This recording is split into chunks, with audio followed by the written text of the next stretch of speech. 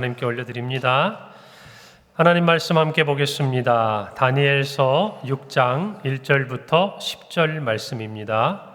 구약성경 1243페이지 다니엘서 6장 1절부터 10절 말씀, 저와 한 절씩 교독하시고 마지막 절 합독하겠습니다. 다리오가 자기의 뜻대로 고관 120명을 세워 전국을 통치하게 하고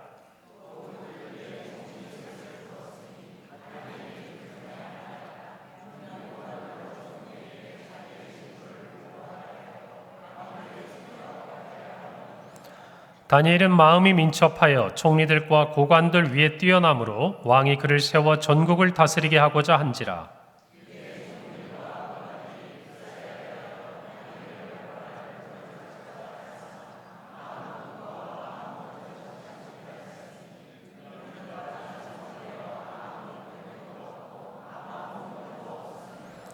그들이 이르되 이 다니엘은 그 하나님의 율법에서 근거를 찾지 못하면 그를 고발할 수 없으리라 하고,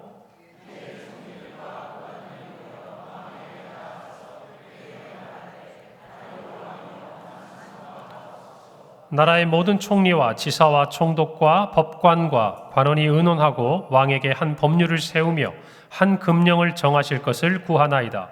왕이여, 그것은 곧 이제부터 30일 동안에 누구든지 왕 외에 어떤 신에게나 사람에게 무엇을 구하면 사자굴에 던져 넣기로 한 것이니이다.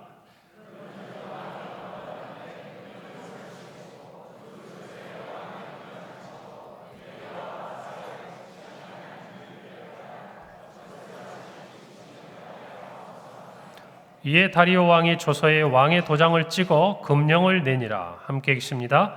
다니엘이 이 조서에 왕의 도장이 찍힌 것을 알고도 자기 집에 돌아가서는 윗방에 올라가 예루살렘으로 향한 창문을 열고 전에 하던 대로 하루 3번씩 무릎을 꿇고 기도하며 그의 하나님께 감사하였더라. 아멘. 할렐루야. 한 주간 평안하셨어요?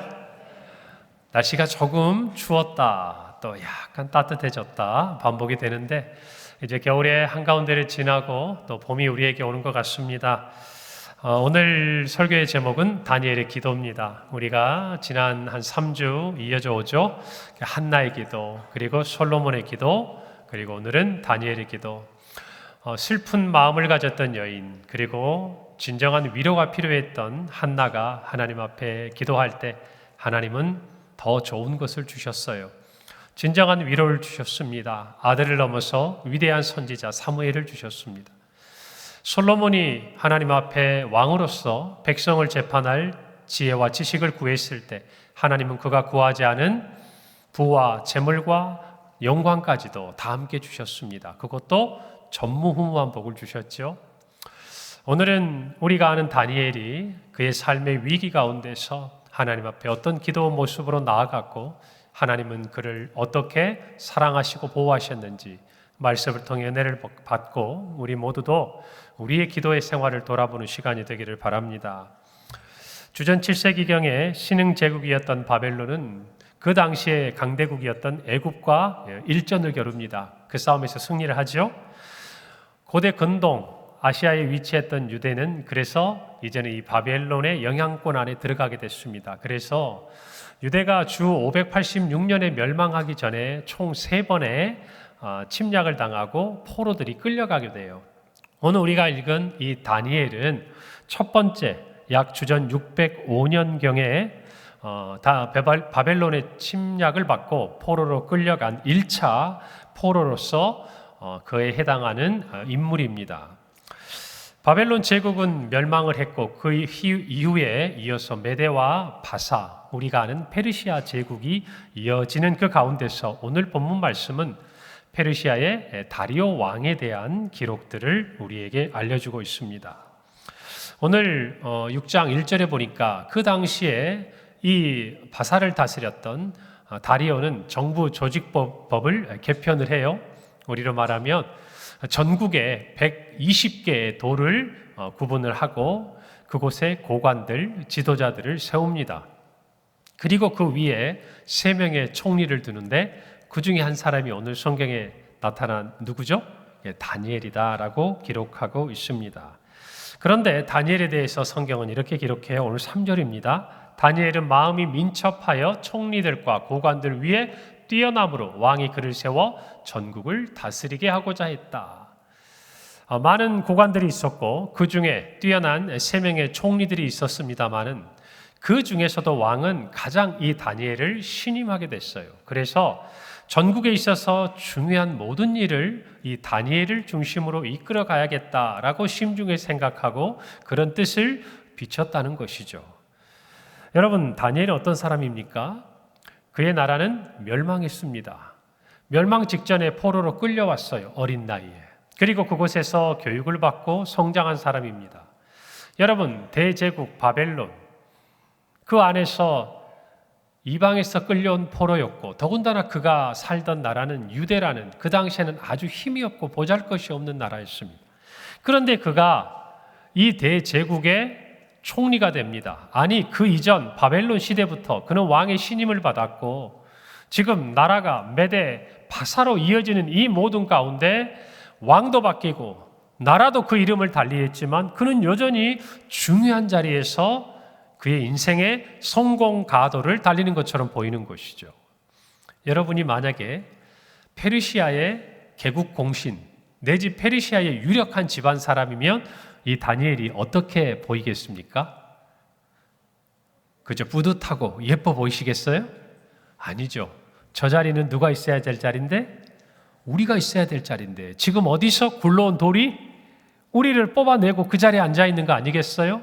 자, 그런 마음이 들 수밖에 없는데 거기다가 왕은 총리 3명으로 앉히는 것도 눈에 가시인데 그 중에서도 지금 다니엘을 첫째로 세우겠다는 거예요. 이 의중을 알게 되니까 그렇지 않아도 불만이 있던 그들의 마음에 여러분 시기의 도화선에 불이 붙은 것이죠. 여러분, 이때 다니엘의 나이를 성경학자들은 보통 82세에서 83세 정도로 봅니다. 그러니까 여러분, 어린 나이에 바벨론의 포로로 끌려와서 꽤 오랜 시간이 지나는 동안 소위 말해서 바벨론은 그곳에서 성공한 이민자였다는 것이에요. 여러분, 그런 다니엘에게 그 땅에 있는 많은 사람들의 시기와 공격은 우리가 불을 보듯 뻔하게 예상할 수 있는 일이죠. 오늘 4절에 이렇게 기록합니다. 이에 총리들과 고관들이 국사에 대하여 다니엘을 고발할 근거를 찾고자 하였으나 아무 근거, 아무 허물도 찾지 못하였으니 이는 그가 충성되어 아무 그릇됨도 없고 아무 허물도 없었다라고 기록합니다. 여러분, 그들이 다니엘을 제거하기 위해서 하나가 됩니다. 고관들, 다른 2명의 총리들 모두 어쩌면 좋은 의미에서는 경쟁관계 아니겠어요? 그런데 그들이 단 하나의 목적을 위해서 모입니다. 머리를 맞댑니다. 누구를 제거하기 위해서? 다니엘을 제거하기 위해서요. 그런데 성경은 뭐라고 이야기하냐면 그들이 아무리 고발할 근거를 찾고 싶어도 그의 허물을 찾을 수가 있었다, 없었다? 없었다라는 것이에요. 그가 충성되었다. 이 말은 믿을만했다. 누가 보기에? 왕이 보기에. 그리고 주변의 사람들이 보기에 그는 신뢰할 만한 사람이어서 아무런 그릇됨이나 허물이 없었다라고 성경이 기록하고 있는 것입니다. 이 모습을 볼 때 참으로 그리스도인에서 우리가 세상 가운데서 어떻게 살아가야 할 것인가? 다니엘을 보면서 한번 우리 자신의 모습을 돌아보게 됩니다. 여러분, 그들이 다니엘에게서 어떤 허물을 찾지 못하니까 한 가지 결론에 도달해요. 그게 5절 말씀이에요. 그들이 이르되 이 다니엘은 하나님의 율법에서 근거를 찾지 못하면 그를 고발할 수 없으리라. 그가 세상의 어떤 욕심이나 세상의 어떤 미혹에 이끌려서 실수하거나 자기 이익을 구했던 어떠한 근거도 찾을 수 없으니 이제 이 다니엘을 공격할 수 있는 유일한 길은 뭐냐? 방법은 뭐냐? 그가 가진 신앙이라는 거예요. 그게 나쁜 것은 아니지만 그가 가진 신앙을 공격하지 않고서는 도무지 다니엘을 그 자리에서 끌어내릴 수가 없겠다는 결론에 도달한 거예요. 얼마나 다니엘이 자기 관리에 탁월했으면 그들은 마지막 그의 신앙을 꼬투리 잡아서 고발하려고 했을까? 여러분, 우리도 이 땅에 살아가면서요, 우리에게 이러한 시험과 또 위험이 올 수 있다는 것을 아셔야 돼요. 우리가 고난을 받는 것, 여러분, 우리의 죄 때문이고 우리의 허물 때문이고 우리가 잘못해서라면 그것은 어떤 의미에서 당연할 수 있는 것입니다. 억울할 일이 아니에요. 그러나 우리가 신앙으로 인해서 예수 그리스도를 믿는다는 그 이유 때문에 고난을 받는다면 여러분, 그것은 우리에게 어쩌면 당연한 모습이고 더 나아가서 성경의 말씀대로 기쁨이고 영광이 되는 줄 믿으시기를 바랍니다. 왜 이렇게 소리가 작아요?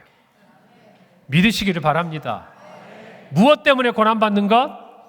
우리의 믿음 때문에, 우리의 신앙 때문에. 지금 다니엘이 그 고난을 받고 있잖아요. 결국 그들의 이 생각은요, 악한 계략으로 이어집니다. 왜냐하면 다니엘을 그 자리에서 끌어내릴 수 있는 유일한 한 사람 누구죠? 바로 왕이죠. 그를 신임하는 다리오 왕이에요. 그를 속여서라도 다니엘을 제거하고 싶은 거예요. 오늘 7절이죠. 나라의 모든 총리와 지사와 총독과 법관과 관원이 한 마음이 됐어요. 의논하고 왕에게 한 법률을 세우며 한 금령을 정하실 것을 구하나이다.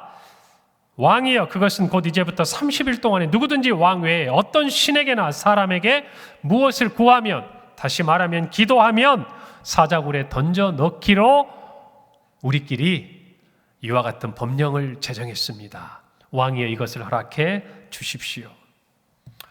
여러분, 이것이 일면 보기에는 왕에게는 좋게 들리기도 합니다. 왜죠? 이 말은 30일 동안 어떤 신이나 사람에게 구하는 어떤 행위조차 처벌한다면 유일한 사람 누구예요? 왕. 그 왕이 우리의 신이고 우리가 섬길 우리의 군주다, 이 말 아니겠습니까? 그러니 왕의 입장에서는 기분이 좋아지죠. 그것도 얼마의 기간을 정해서 30일 동안에. 안타깝게도 그것이 왕의 마음에 들었어요. 왕은 모르죠. 신하들이 어떤 의도로 이와 같은 법을 제정하려고 하는지. 결국 왕조차도 바꿀 수 없는 왕의 조서에 도장을 찍고 모든 백성에게 그 많은 명령을 내립니다. 여기까지 성경은요, 다니엘의 모습에 대해서 드러내지 않아요. 보이지 않아요. 다니엘은 그 일상을 사는 거예요. 그런데 그가 그에게 보이지 않는 한편에서 그를 넘어뜨리기 위한, 그를 죽이기 위한 계략들이 하나하나 치밀하게 세워져 가고 있는 것을 보여주고 있는 것입니다. 이제 성경의 시선은 다니엘에게로 옮겨갑니다. 이 모든 사실을 알게 되었을 때 과연 다니엘은 어떤 선택을 할 것인가? 오늘 이것에 저희가 주목해야 돼요. 10절 말씀이죠. 다니엘이 이 조서에 왕의 도장이 찍힌 것을 알고도 자기 집에 돌아가서는 윗방에 올라가 예루살렘으로 향한 창문을 열고 전에 하던 대로 하루 3번씩 무릎을 꿇고 기도하며 그의 하나님께 감사했다라고 기록합니다. 다니엘이 어떻게 합니까? 알았어요. 이 법령이 누구를 향하고 있는지를 알았어요. 이 법령의 칼끝이 자신을 향해 온다는 것을 알았어요. 그럼에도 불구하고 그는 자기의 집에 돌아가서 전에 하던 대로 하루에 3번씩 이제는 무너져버린 성전이 있던 예루살렘을 향해서 무릎을 꿇고 기도합니다. 자기의 생명, 많은 시간 동안 자기가 노력했던 그 모든 것들을 다 잃어버릴 수 있는 그 위기 앞에서 다니엘은 기도해요. 우리는 이런 질문을 해보아야 합니다. 도대체 기도가 무엇이길래? 도대체 그 기도가 무엇이길래 다니엘은 자기가 모든 것을 잃어버리고 죽을 줄 알면서도 그 기도를 놓지 않는가? 왜 그 기도를 포기하지 않는가? 여러분 생각해 보세요. 그가 여기까지 어떻게 왔겠어요? 그의 눈물과 땀과 수많은 위기를 극복하고 온 자리 아니겠습니까? 여러분 오늘 성경에 보면 아무리 다니엘의 허물을 찾으려 해도 찾을 수 없었다. 그가 얼마나 극심한 긴장감 가운데 살았을지 예상이 되지 않습니까? 작은 나라, 그것도 포로로 끌려온 누구 하나 의지할 것 없는 그 사람이 이 높은 자리에 오르도록 남들은 부러워했겠지만, 남들은 성공했다고 얘기했겠지만 그에게 허물을 찾을 수 없다. 그의 나이 80이 넘어가는 이 나이 때까지 그의 허물을 도무지 찾을 수 없었다. 여러분, 그는 공인으로 살았어요. 오늘날 우리나라의 지도자를 하나 뽑으려고 할 때, 청문회를 할 때 보세요. 세상은 기억하지 않아요. 세상은 몰라요. 그런데 그 사람의 지나간 모든 삶이 낱낱이 드러나지 않습니까? 잘 들으세요. 다니엘이 어릴 때부터 왕의 궁전에 있었어요. 그의 모든 삶이 다 드러났어요. 그런데 그에게 허물을 찾을 수 없었어요. 여러분, 그게 쉬운 인생일까요? 얼마나 힘들고 얼마나 긴장의 연속이겠어요. 그렇게 이룬 성공이에요. 그런데 그 모든 것을 잃어버릴 위기 앞에 있다고 말입니다. 뭐 때문에? 기도 때문에. 여러분, 30일이에요. 며칠이라고요? 30일. 눈 감으면 안 됩니까? 그냥 마음으로 기도하면 안 됩니까? 그냥 30일, 그 시간만 지나면 이 금령은 모든 효력이 사라지는 거 아니에요? 누구보다 아는 거예요. 누구도 강요하지 않아요. 그런데 다니엘은 기도합니다. 우린 여기서 질문 하나 던져야 돼요. 그렇다면 다니엘에게는 기도란 어떤 의미였을까? 자기가 이룬 이 총리의 지위만큼, 아니 자기의 생명보다 이게 더 중요한가? 30일간의 타협도 할 수 없을 만큼 그는 이 기도의 자리를 놓을 수 없었는가? 그 질문에 대해서 다니엘은 그의 행동으로 대답합니다. 전에 하던 대로 창문을 열고 기도하는 것이죠. 모두가 다 알듯이. 그리고 마치 보라는 것처럼. 여러분, 다니엘은 자기가 이룬 모든 것을 잃어도, 자기가 가진 모든 것을 잃어도 결코 기도를 놓을 수 없었다는 것을 아셔야 돼요. 총리로서의 명예보다, 자신의 생명보다, 지금 자신이 있는 이 자리까지 자기를 이끌어준 그 하나님을 만나는 기도의 자리를 그는 놓을 수 없었어요. 그의 성공의 뿌리가 하나님께 있다는 것을 알았기 때문이죠. 여러분, 기독교 변증학자인 C.S. 루이스가 쓴 스크루테이프의 편지라는 책이 있습니다. 이 책은 좀 설정이 재밌습니다. 굉장히 경험이 많고 노련한 고참, 오래된 악마 스크루테이프가 있습니다. 그가 자신의 조카이자 이제 막 신임 악마, 풋내기 악마인 웜우드에게 자기의 노하우를 전수해 줍니다. 어떤 노하우를? 인간을 유혹하게 하는 방법. 어떻게 인간이 하나님으로부터 멀어지게 하는가? 여기에 대해서 자기가 그동안 경험한 인간에 대한 모든 노하우를 31통의 편지라는 형식을 통해서 알려줘요. 역설적이죠. 마귀의 계략을 알면 우리는 반대로 그 계략에 대항할 수 있는 전략을 세울 수 있는 거 아니겠어요? C.S. 루이스는 이 책을 통해서 마귀가 인간을 하나님으로부터 멀어지게 하는 가장 교묘한 방법으로 성공과 이 세상에서의 부요함을 신앙보다 더 중요하게 만들어야 한다 라고 이야기하는 것을 주장하고 경고합니다. 여러분, 이 땅에서 우리가 높아지는 것이 문제가 아니에요. 다니엘도 하나님 높여주셨잖아요. 다윗은 왕이 되었잖아요. 근데 중요한 것은 성공 그 자체를 절대화하고 그것을 자신의 삶의 중심에 두는 신앙인의 태도야말로 영적인 경고요 위험한 상태라는 것을 알려주는 거예요. 여러분, 이 책에서 하나님으로부터 멀어지게 하는 마귀의 첫 번째 전략은요, 성공을 최고의 목표로 만드는 거예요. 스크루테이프는 자기 조카 웜우드에게 이렇게 말합니다. 성공이라는 단어를 그들의 귀에 속삭여라. 그것을 최고의 덕목처럼 보이게 하라. 그러면 그들은 하나님께서 원하시는 것보다 세상이 원하는 것을 쫓게 될 것이다. 오늘날 많은 사람들의 목적이 뭐죠? 성공하는 거예요. 성공하지 못해도 성공한 것처럼 최소한은 보이고 싶어 하는 것이 오늘날 사람들의 모습이에요. 성공의 척도가 무엇입니까? 돈이에요. 우리 아이들의 꿈이 뭡니까? 가지고 싶은 직업이 뭐예요?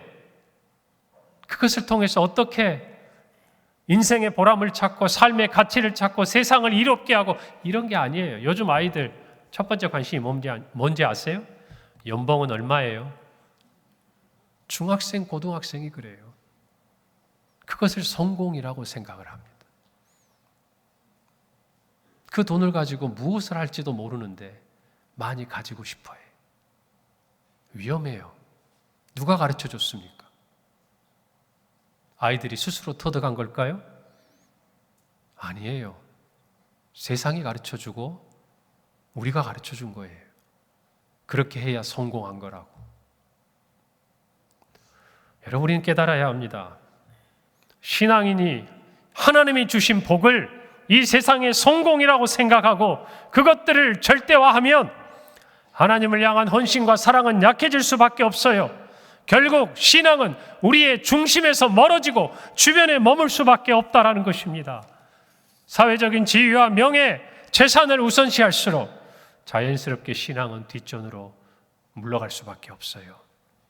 이것을 경고하는 거예요. 두 번째로 이 책에서는 교만과 자기 합리화에 대해서 경고합니다. 성공을 통해서 무엇인가를 이루고 나면 처음에는 그것이 누군가의 도움이고 하나님의 은혜라고 생각합니다. 그러나 시간이 지나면 사람 어때요? 내 능력이 돼요. 내가 잘해서 얻은 결과예요. 스스로 높아지는 교만한 마음이 들어요.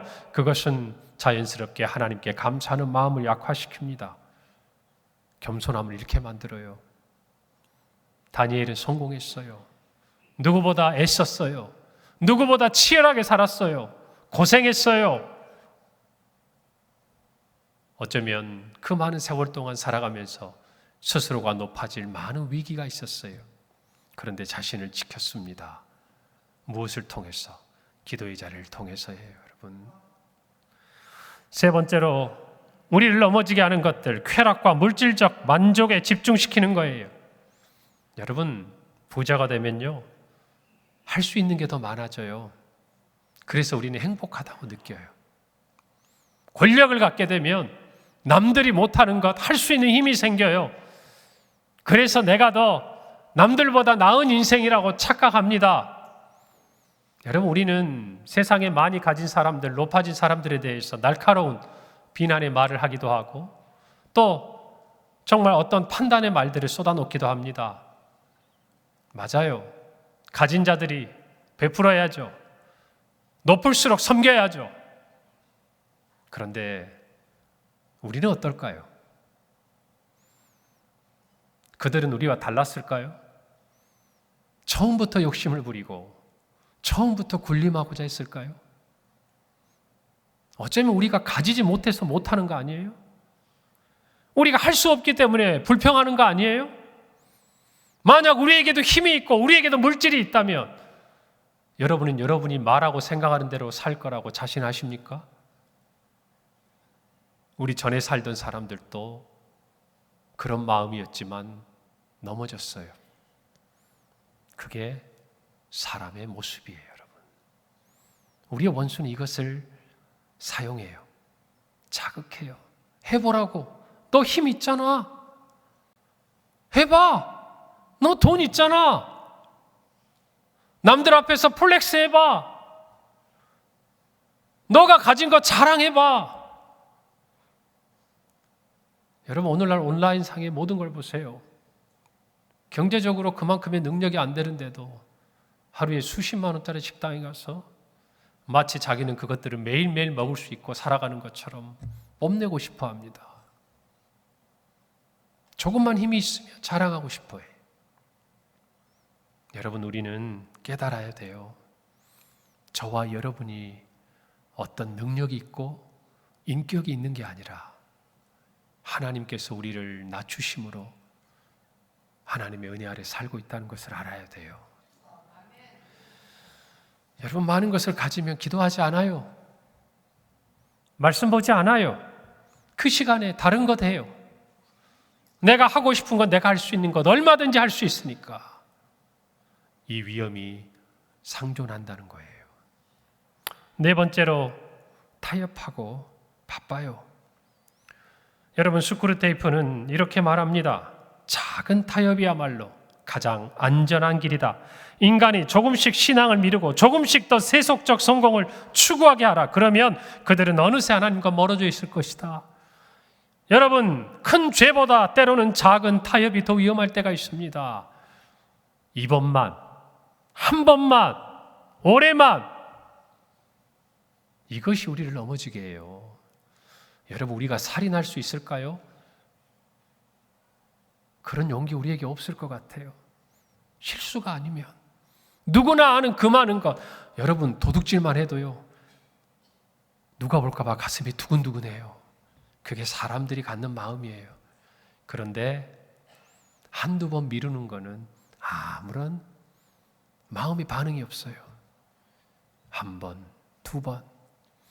여러분, 오늘부터 내가 한 달 동안, 아니 6개월간은 예배를 안 드려야지. 그 마음 먹기 쉽지 않습니다. 그런데 다음 주에 무슨 일이 있으니 한 번만 빠져야지. 이건 어렵지 않아요, 여러분. 그게 한 번이 되고 두 번이 되면요, 자연스러워지죠. 여러분, 우리는 이와 같은 위협으로부터, 이와 같은 유혹으로부터 우리를 지켜내야 하는 것이 다니엘에게도 똑같아요. 다니엘 30일만. 그때가 지나면 너 하던 대로 하면 돼.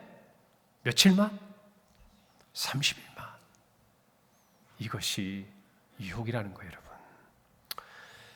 세상의 성공을 통해서 하나님으로부터 멀어지게 하는 이와 같은 우리의 원수의 이 계략은요, 참 효과적이에요. 우리가 많이 넘어진다는 것이죠. 다니엘은 그러나 위기 앞에서도 타협하지 않고 믿음을 지켰어요.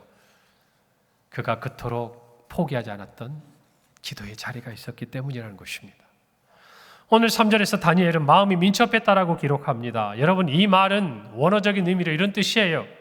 특별한 영이 그에게 있었다.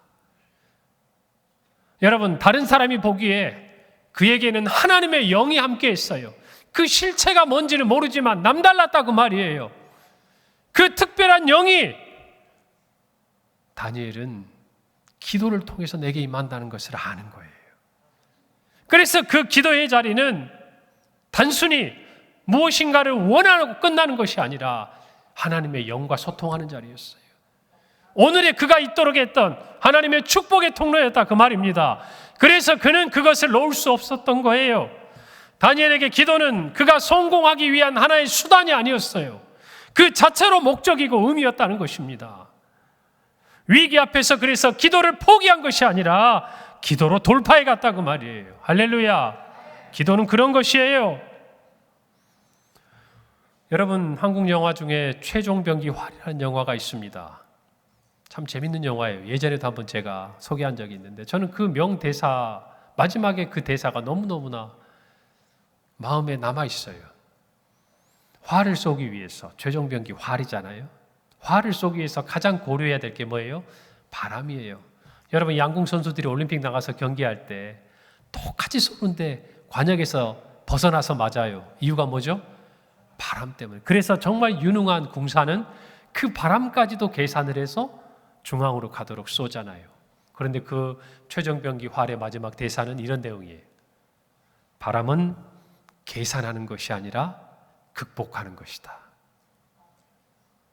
여러분, 자신에게 찾아온 위기 앞에서 성도는요, 그것들을 피하기 위한 계산을 하고 그 상황을 모면하기 위한 지혜를 찾는 것이 아니라 기도로 그 상황을 돌파해 가는 존재라고 믿으시길 바랍니다. 기도는 그런 것이에요. 여러분, 에스더를 생각해 보세요. 그녀 또한 여러분 왕후가 되었습니다. 다니엘과 똑같아요. 소수 민족으로서 뜻하지 않게 왕후의 자리에 올랐습니다. 왕이 금령을 내렸어요. 내가 허락하기 전까지는 내게 나오지 마라. 만약 그러면 죽을 것이다. 그때 에스더의 믿음의 결단은 뭐였습니까? 내 민족을 살리기 위해 내가 죽으면 죽으리다 라고 하나님 앞에 기도하고 백성들에게 금식을 선포하고 왕 앞에 나아가 민족을 살리지 않았어요? 피하지 않았어요. 극복했어요. 오늘 저와 여러분에게 위기가 찾아올 때 기도는 그런 것입니다. 도구가 아니라 그 자체가 우리의 목적이 되는 거예요. 할렐루야. 여러분, 다니엘의 한결같아요. 뜻을 정하여 그가 포로로 끌려왔을 때 어린 시절 이방 신에게 드렸던 그 제물의 음식으로 자신을 더럽히지 않기로 했던 그때 뜻을 세우기까지 다니엘은 기도했을 거예요.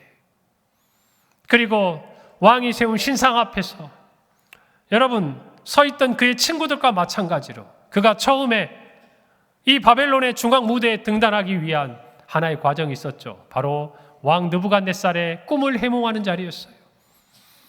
그때에도 그는 그의 목숨을 잃을 위기였습니다. 왕이 도대체 무슨 꿈을 꾸었는지 말해주지 않는데도 그것을 해명해야 됐어요. 그때 그가 한 행동이 뭔지 아세요? 잠시의 시간을 구하고 자기의 친구들에게 기도를 부탁합니다. 그리고 하나님의 지혜를 얻고 그때부터 중앙 정계에 진출하는 하나님의 은혜를 입어요. 그리고 오늘 사자굴에 던져질 위기에서도 그는 기도하고 있습니다. 여러분, 반복되는 질문이에요. 다니엘의 기도란 무엇일까? 그들의 대적들은요, 착각하고 오해했어요.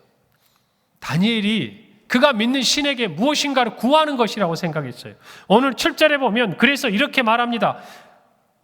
나라의 모든 총리와 지사와 총독과 법관과 관원이 의논하고 왕에게 한 법률을 세우며 한 금령을 정하실 것을 구합니다. 왕이여, 그것은 곧 이제부터 30일 동안에 누구든지 왕 외에 어떤 신에게나 사람에게 무엇을 구하며, 그들은 다니엘이 하나님께 무엇을 구한다고 생각했어요. 어쩌면 그들도 안 믿었을지 몰라요. 제가 하는 생각과 똑같이 했을지 몰라요. 우리가 이런 금령을 아무리 만들어봤자 다니엘이 기도를 안 해버리면 어떻게 하지? 쓸데없는 거잖아요. 그런데 그들은 무슨 믿음이 있어서 이런 행동을 하고 있을까요? 그들은 다니엘이 반드시 기도할 것이라고 믿지 않았겠어요? 그러니까 이런 번거로운 일, 왕에게까지 나아가서 조서에 도장을 받는 일을 하고 있는 거 아니겠냐고 말이에요. 그리고 과연 그들의 생각대로 다니엘은 한치 오차 없이 그 행동을 하잖아요. 자신들의 올가미 안에 완벽히 걸려들었다고 생각했던 그 순간 성경을 보면 하나님은 사자굴에 던져진 다니엘을 보호하시고 다니엘을 죽이려 했던 그들을 사자굴에 던지셔요. 여러분, 기도로 돌파한 거예요. 다니엘에게 기도는 무엇을 구하는 게 아니었어요. 그것은 감사였어요. 10절의 마지막에 보면 하루 3번씩 무릎을 꿇고 기도하며 그의 하나님께 뭐 했다? 감사했다. 다니엘의 기도는 단순히 무엇을 구하는 기도를 뛰어넘어서 감사했어요. 어떤 감사? 지금의 나를 있게 하신 하나님께 감사했어요. 그렇기 때문에 위기의 순간에 모든 것을 잃어도 하나님은 놓을 수가 없었던 거예요. 하나님과 그 교제의 자리, 하나님의 영이 함께하는 그 기도의 자리만큼은 세상 모든 사람 앞에서 오히려 드러내고 싶었다고 말입니다. 이것을 저와 여러분이 아셔야 돼요. 내 것이 아니었어요. 80여 년이 넘는 삶도 내 것이 아니었고 왕의 신임을 받는 총리의 자리도 내 것이 아니에요. 그것은 하나님이 나에게 허락하신 것이었어요. 그래서 그 어떤 것도 하나님보다 귀하지 않은 것이었어요. 그 하나님께 나아가는 기도의 자리보다 귀하지 않은 것이었어요. 비교할 수 없었어요. 우리는 여기서 예수님을 떠올립니다. 예수님이 우리를 위해 십자가를 지기 위해 오셨습니다. 이제 내일이면 붙들려서 6월절 십자가를 지실 예수님은 제자들을 함께 모으시고 마지막 성만찬을 하시고 성찬의 예를 세우세요. 마태복음 26장 27절에 또 잔을 가지사 감사기도 하시고 그들에게 이르시되 너희가 다 이것을 마시라 그랬어요. 예수님은 내일이면 아니 오늘 이 밤에 붙들려서 이제 6월절에 십자가에 달려 죽으시는 6월절 어린 양으로 하나님 앞에 우리의 모든 구원의 사역을 이루실 거예요. 죽음의 시간이 다가오고 있어요. 그 순간 예수님의 기도는 감사의 기도였어요. 감사의 기도. 다니엘은요, 죽을 것을 각오했어요. 그 순간에 그가 드렸던 기도는 원망과 불평과 도움의 기도가 아니라 감사의 기도였다라는 것이죠. 감사는 놀라운 하나님의 능력을 가져와요. 할렐루야. 포로로 끌려왔던 어린 소년을요, 여러분 그 대제국 바벨론과 페르시아의 총리가 되도록 만들어 가시는 그 자리가 기도의 자리인 거예요. 그 기도는 감사의 기도였다는 거예요. 여러분, 오늘 저와 여러분의 삶에 진정한 성공을 원하십니까?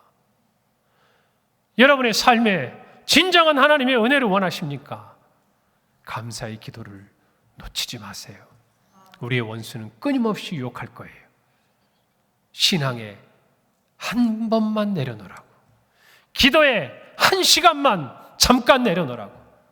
그런데 그것이 우리 스스로를 무너지게 하는 거예요.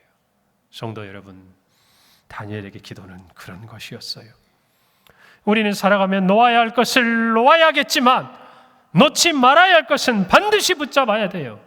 이 땅의 생명도 우리에게는 귀중합니다. 그러나 영원한 생명에는 비할 수가 없는 거예요. 이 땅의 부유함과 이 땅의 명예와 이 땅의 재물도 중요하지만 하늘의 보화와는 비길 수 없는 거예요.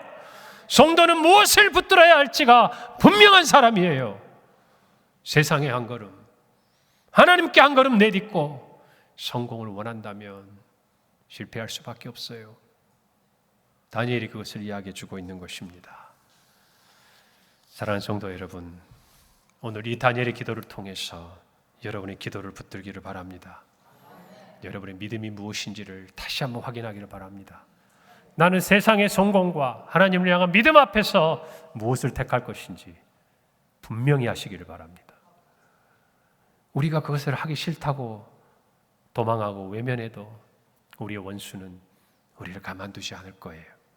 그러나 그때 사자굴에서도 우리를 구원하실 하나님을 믿으시길 바랍니다. 그리고 우리의 대적들을 사자굴로 밀어넣으실 하나님의 승리를 기대하시길 바랍니다. 여러분, 피하고 모면에서 지나가면 평생 그것이 걸림돌이 됩니다. 늘 그 자리로 우리의 원수는 공격을 해 들어와요. 그것이 재물일 수도 있고 성공일 수도 있고 쾌락일 수도 있고. 여러분, 그런데 기도로 그 자리에서 승리하면 7길로 10길로 아니지, 한 길로 왔다가 7길로 도망가는 역사가 나타나는 줄 믿으시기 바랍니다. 그것이 우리의 기도가 되어야 할 줄 믿습니다. 기도하겠습니다. 하나님 감사합니다. 오늘 우리에게 주신 이 말씀을 생각합니다. 하나님, 기도의 끈을 놓지 않게 하옵소서. 영원한 것을 놓지 않게 하옵소서. 세상 부귀 영광 그 무엇보다 하나님을 향한 우리의 믿음과 신앙의 끈을 붙들게 하옵소서. 승리하게 하옵소서. 예수님의 이름으로 기도합니다.